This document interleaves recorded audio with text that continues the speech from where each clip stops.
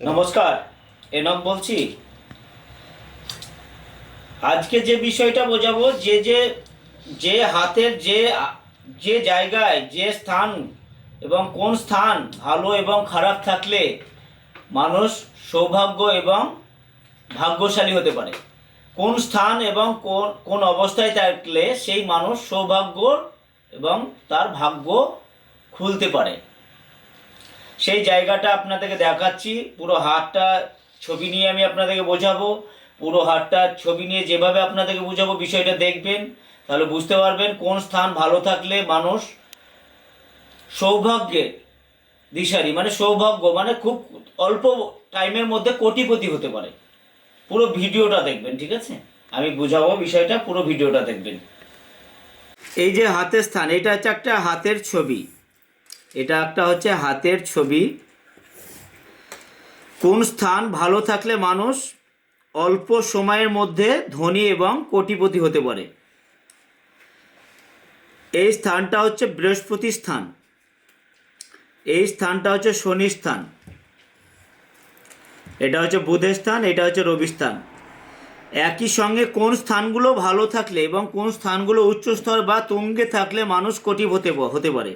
যেমন বৃহস্পতি স্থান যদি কারো তুঙ্গে থাকে, সে সঙ্গে যদি বুধের স্থানও তুঙ্গে থাকে, সে সঙ্গে শনি এবং রবি, এই চারটে স্থান প্লাস সে সঙ্গে শুক্রের স্থান, তো একইভাবে সমানভাবে যদি তুঙ্গে এবং ভালো থাকে এবং চন্দ্রস্থানও যদি ভালো থাকে, তাহলে সে মানুষ কিন্তু অল্প বয়সে ধনী এবং শক্তিশালী হতে পারে। যেমন শুক্রস্থান ভালো আছে, শুক্রস্থান ভালো আছে এবং তুঙ্গে আছে, তার সঙ্গে বৃহস্পতি স্থান খুবই ভালো, তার সঙ্গে আপনার শনি স্থান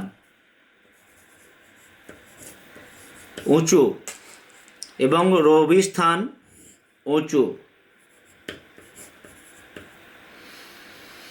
প্লাস বুধের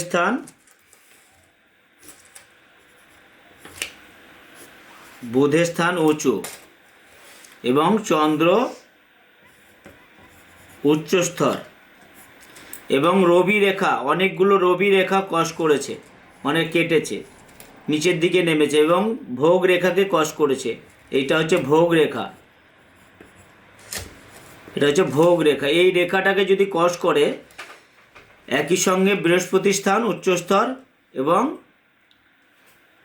বৃহস্পতি স্থানে যদি কোনো এক্স চিহ্ন থাকে, তাহলে কিন্তু সেই ব্যক্তি অল্প বয়সে ধনবিদ এবং অনেক ধন সম্পদের মালিক হয়, অনেক মানে প্রচুর পরিমাণে ধন সম্পদের মালিক